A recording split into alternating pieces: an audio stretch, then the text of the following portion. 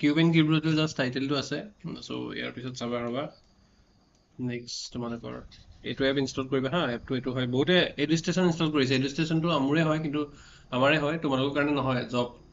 এছপাইৰেণ্টখিনিৰ কাৰণেহে হয় এইটো কৰিবা এডুষ্টেশ্যন স্কুল বুলি কৰিবা যোনদিনা কৰিবা কণ্টেণ্টটো নেক্সট উইকৰ পাই যাবা মানে তোমালোকৰ 2024 চন তোমালোকৰ 25 মে' মানৰ পৰা পাই যাবা কণ্টেণ্টখিনি ঠিক আছে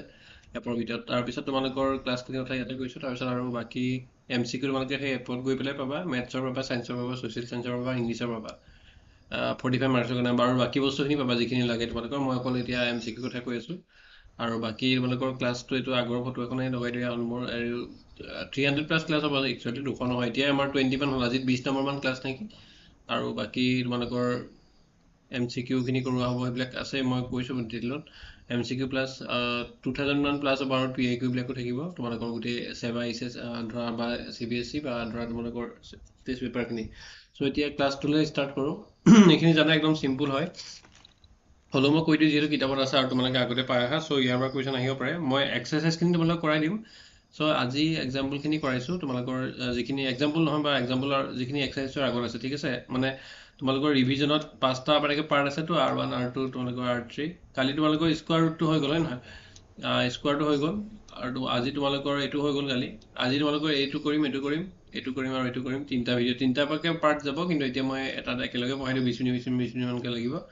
বা কম লাগিব পাৰে কোনোবাটোত আৰু বাকী তোমালোকৰ যিটো 5 নম্বৰটো সেইটো বেলেগকৈ যাব আৰু যিখিনি তোমালোকৰ ইয়াৰ এক্সাৰচাইজ হ'ল ন এক্সাৰচাইজখিনি মই বেলেগকৈ আকৌ 5টাৰ কাৰণে হয়তো 5টা 6টা 7টা লাগিব পাৰে হয়তো সেইখিনি ৰেকৰ্ডেড বা লাইভ কৰি দি দিম চ' এতিয়া তোমালোকৰ কিউব এণ্ড কিউব ৰুট এইটো চোৱা ইফ এ নাম্বাৰ এইটো চোৱা 1 নম্বৰ পইণ্টটো যিটো আছে এইখিনি মানে বহুত সোনকালে হ'ব এইখিনি হা ঠিক আছে মই বুজাই দিওঁ if a number is multiplied with itself 3 times then the number so' obtain is known as the cube of the original number ঠিক আছে সেইটো তোমালোকে জানা যদি এটা নাম্বাৰ 3বাৰ ইনটু কৰা ঠিক আছে সেইটো যিটো পাবা এই কিউবটো সেইটো কি বুলি কয় যিটো টাৰ্ম পাবা সেইটো কি বুলি কয় এই কিউব বুলি কোৱা মানে সেই নাম্বাৰটোৰ কিউব বুলি কোৱা হয় বা অসমীয়াত যদি চোৱা কোনো এটা সংখ্যাক সেই সংখ্যাটোৰে 3বাৰ পূৰণ কৰিলে পোৱা সংখ্যাটোক সেই সংখ্যাটোক ঘন বুলি কোৱা হয় দুবাৰ কৰিলে কি হয়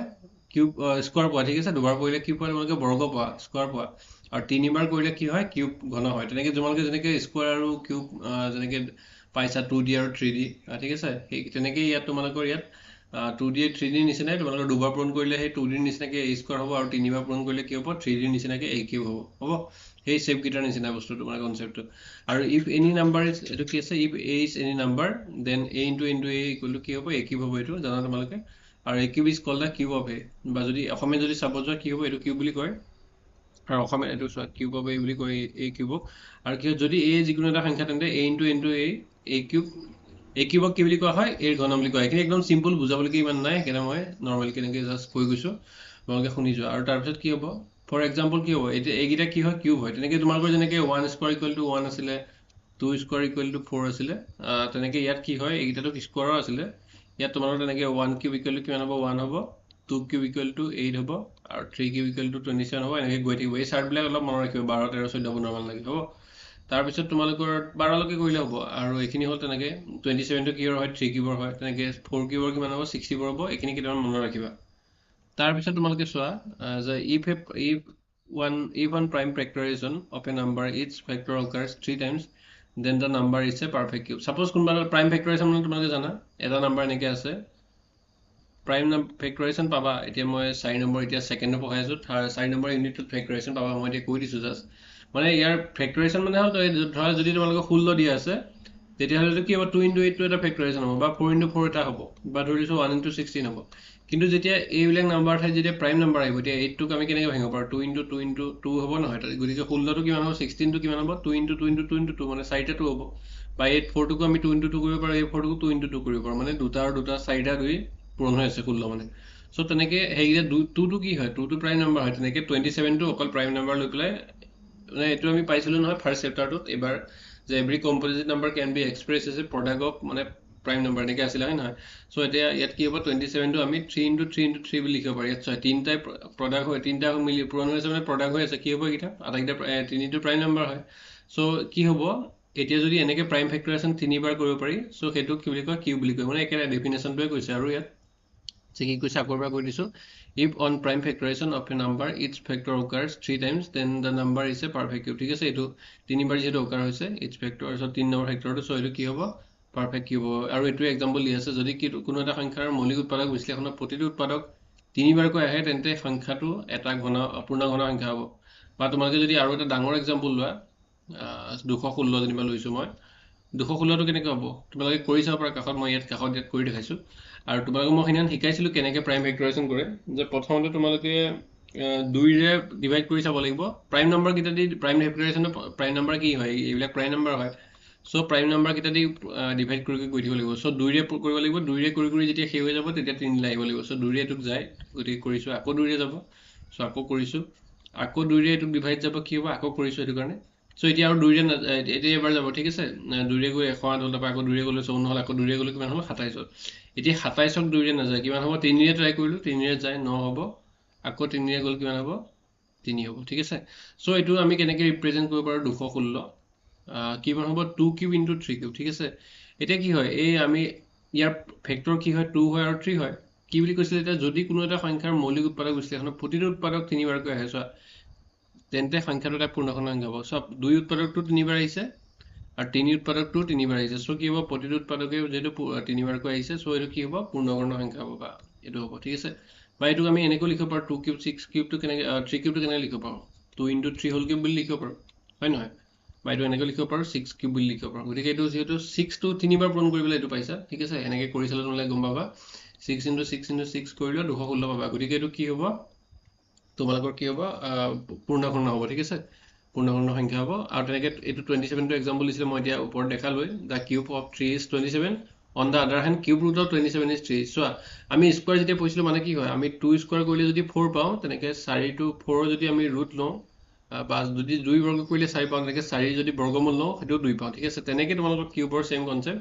যে 3 যদি তোমালোকে কি কৰিছা কিউব কৰিছা বা ঘন কৰিছা 27 পাবা সো তেনেকৈ 27ৰ যদি ঘনমূল লোৱা ঠিক আছে ঘনমূলত কি হয় এইটো আকৌ 3 হয় ঠিক আছে এইটো 3 আছে ঠিক আছে যদি একো নিদিওঁ তেতিয়া 2 থাকে আৰু যদি এনেকৈ 3 দিওঁ 4 দিওঁ 5 দিওঁ যিটো দিয়া থাকে সেইটো থাকে সো 27ৰ ঘনমূলো কিমান হ'ব 3 হ'ব সো উল্টা বস্তুটো ধৰা বৰ্গ উল্টা বৰ্গমূল এনেকৈ ঘনৰ উল্টা ঘনমূল হ'ব কোনে হাল্লা কৰিছে নামটো কৈ দিয়া সিমিলাৰলি কি হ'ব আৰু এটা এক্সাম্পল দিয়া আছে এতিয়া 216টো পালোঁ কি হয় 6 কিউবৰ বৰ্গমূল কি হয় 216 হয় আৰু তেনেকৈ তোমালোকৰ কি হ'ব 216 কি হ'ব 216ৰ যদি ঘনমূল লোৱা কি হ'ব 6 হ'ব চ' এনেকৈ ইয়াত আৰু এটা এক্সাম্পল দিছে যে 5 কিউব 5ৰ ঘন কি হয় 125 হয় তেনেকৈ যদি 125ৰ ঘনমূল সোধে 125ৰ যদি ঘনমূল সোধে কিমান হ'ব 5 হ'ব ঠিক আছে চ' এইটো তেনেকৈ তোমালোকে কৰিব লাগিব এতিয়া চোৱা তোমালোকৰ নেক্সট পইণ্টটো কোৱা কোনটো চেপ্টাৰ 2 নামটো কোৱা তুমি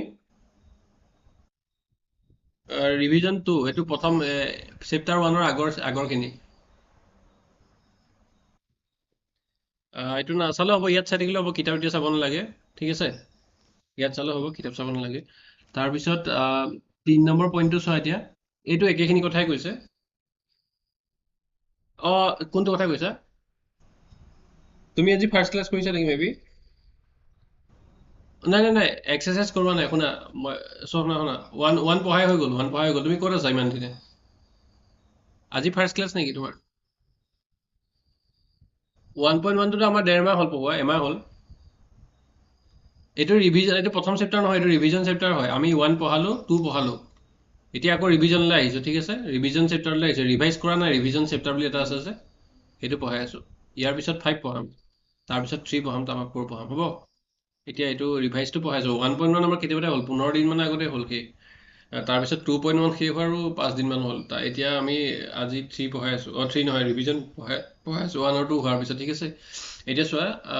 তুমি ভিডিঅ'খিনি চাই ল'বা মই ইউটিউবত প্লে লিষ্টত দি দিম তুমি নহ'লে মেছেজ কৰি দিবা মই কোন ধৰিব পৰা নাই ইয়াত চাউণ্ডত চ' মই তোমাক সেই আগৰ যিখিনি যদি নতুনকৈ জইন কৰা কোনোবা আছে মোক সুধিব পাৰে চ' মই তোমালোকক 1 number chapter 2 number chapter play list এটা দি দিম আৰু গ্ৰুপতো আজি এতিয়া দি দিম ঠিক আছে চ'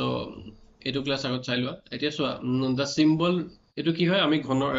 যদি স্কোৱাৰৰ চিম্বল কি আছিলে এইটো এনি নাম্বাৰ কিবা নাম্বাৰ আছে এইটো কি হয় এইটো বৰ্গমূল ঠিক আছে এইটো বৰ্গমূল বুলি কয় বা অসমীয়াত ইংলিছত যদি কয় এইটো কাট হৈ গৈছে স্কোৱাৰ ৰুট বুলি কয় ঠিক আছে কিন্তু যদি এইটো 3 থাকে ঠিক আছে এইটো কি বুলি কয়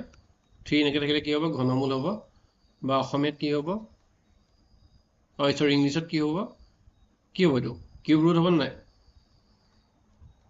কিউব ৰুট বুলি ক'ব ঠিক আছে চ' কি হ'ব তোমালোকৰ এই চিনটোৱে ঘনমূল সূচিত কৰে বা কিউব ৰুট বুলি কয়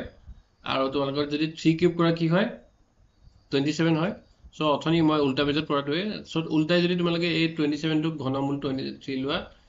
মানে 27ৰ ঘনমূল যদি লোৱা তোমালোকে বা ঘনমূলটোক 3 দি ৰিপ্ৰেজেণ্ট কৰা হয় চ' এইটো কি পাবা 3 পাবা এইটো কিয় হয় এইটো মই বুজাই দিছোঁ চ' এইটোৱে কি বুজায় এই ইয়াত এনেকৈ থকাটোৱে কি বুজায় গম পোৱা নাই ইয়াত এনেকৈ থকাটোৱে 27 টু দি পাৱাৰ 1/3 বুজায় 1/3 বুজায় যেনেকৈ ইয়াত 1/2 বুজায় বৰ্গৰ ক্ষেত্ৰত ইয়াত 1/3 বুজায় এতিয়া যদি 27টোক আমি কৰোঁ এইটো কিমান হ'ব 3 কিউব হ'ব যদি প্ৰাইম ফেক্টৰেশ্যন কৰোঁ 1/3 হ'ব তাৰপিছত 3টোক যদি আমি কৰোঁ এইটো হ'ব আৰু এইটো 1/3 হ'ব এইটো 3 কেঞ্চেল কৰিব 3 to the power 1 equal to 3 হ'ব চ' এইটো সেইকাৰণে মানে ঘনমূলটো এনেকৈ লিখে এইটো ধৰণে লিখা হয় 1/3 বুলি কোৱা হয় বা এনেকৈ 3 বুলি এনেকৈও লিখে বাহিৰত এনেকৈ 3 দিও লিখে বা এইটো 1/3 হয় চ' এইটো কি হ'ব এই লাইনটো যদি চোৱা এইটো যদি চোৱা কি হ'ব ই B cube equal to A then cube root of A equal to B হ'ব তেনেকৈ কি হ'ব বি কিউব যদি এ হয় তেনেহ'লে কি হ'ব এৰ কিউব ৰুট কি হ'ব বি হ'ব মানে বস্তুটো এইটো অথনি যেনেকৈ ক'লোঁ যে 3 কিউব যেনেকৈ 27 হয় তেতিয়া কি হয় 27ৰ কি হয় কিউব ৰুট কিমান হয় 3 হয় চ' চিমিলাৰলি সেইটোকে মানে তোমালোকৰ ৰিপ্ৰেজেণ্ট কৰিছে যদি বি কিউবটো এ হয় তেনেহ'লে কি হ'ব যদি এইটো এ লওঁ এইটো কি হৈ যাব মানে আল্টিমেটলি এইটো এনেকুৱা হ'বগৈ চ' এইটো কি হ'ব বি কিউব আৰু এই বাহিৰৰ 3টোক আমি কেনেকৈ লিখোঁ 1/3 বুলি লিখোঁ জানো 3 কেঞ্চেল যাব চ' এইটো বি হ'ব এইটো চোৱা বি কিউব যদি এ হয় তেতিয়াহ'লে কি হ'ব বিটো কিমান হ'ব এ টু দি পাৱাৰ 1/3 হ'ব এইটো হ'ব চ' এই 3 নম্বৰ পইণ্টটো এতিয়া এইটো চেপ্টাৰ হৈয়ে যাব বাৰু হ'লেও মই এইকেইটা তোমালোকে মনত ৰাখিবা স্কোৱাৰ ক্ষেত্ৰত তোমালোকে এইকেইটা আছিলে চোৱা ঠিক আছে স্কোৱাৰ ক্ষেত্ৰতো অলপ বেছিকৈ ৰাখিব লাগিব কিউবৰ ক্ষেত্ৰত এইকেইটা চোৱা 1 cube equal two 1 2 cube equal two 8 3 cube equal two 27 এইখিনি জানা 4 cube equal two 64 5 cube equal two 125 6 cube equal two তোমালোকৰ কি হয় এনেকৈ 216 7 কিউব 343 8 কিউব 512 9 কিউব 729 10 কিউব 1000 ঠিক আছে তেনেকৈ তোমালোকৰ 11 কিউব যদি লোৱা কিমান হ'ব 1331 12 কিউব কোনোবাই জানা নেকি 12 কিউব কিমান হ'ব 1728 চ' তেনেকৈ তোমালোকে আৰু মনত ৰাখিব পাৰা মোৰ মতে ইমানখিনিয়ে হৈ যাব বাৰু কিউবৰ ক্ষেত্ৰত আৰু স্কোৱাৰ ক্ষেত্ৰত আৰু ৰাখিব লাগিব মই ইয়াত জাষ্ট লগত দি দিলোঁ স্কোৱাৰটো কিউবৰ লগত দিওঁতে কিউবৰ যিকেইটা ইম্পৰ্টেণ্ট হয় তাৰ লগত স্কোৱাৰটো দি দিলোঁ চ' এইটো চেপ্টাৰ ইমানেই আছিলে এইটো মানে এক্সাৰচাইজখিনি কৰাম কিন্তু এতিয়াৰ কাৰণে ইমানেই আছে ঠিক আছে মই এতিয়া আকৌ তোমালোকৰ নেক্সট ইয়াৰ পিছৰ চেপ্টাৰটো একদম সেইটো ছুটি হয় সেইটো ডিছকাছ কৰোঁ